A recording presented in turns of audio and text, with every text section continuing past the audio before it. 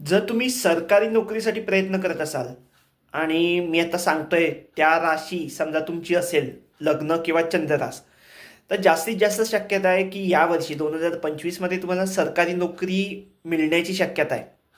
आता ते राशी कुठल्या आहेत? तर मेष, सिंह, धनु, मकर, कन्या, वृषभ, कुंभ आणि मीन या ज्या राशी आहेत, चंद्र आणि लग्न रास, आणि ह्यातली राशी समजा तुमची असेल तर जास्तीत जास्त शक्यता आहे की 2025 मध्ये तुम्हाला सरकारी नोकरी मिळू शकते.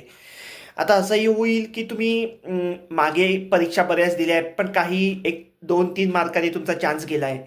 तर ह्या आत्ता 2025ला जर आत्ता परीक्षा असेल सरकारी कुठलीही, तर तुम्ही परीक्षा नक्की देऊन बघा. जास्तच शक्यता आहे तुम्हाला सरकारी नोकरी मिळू शकते.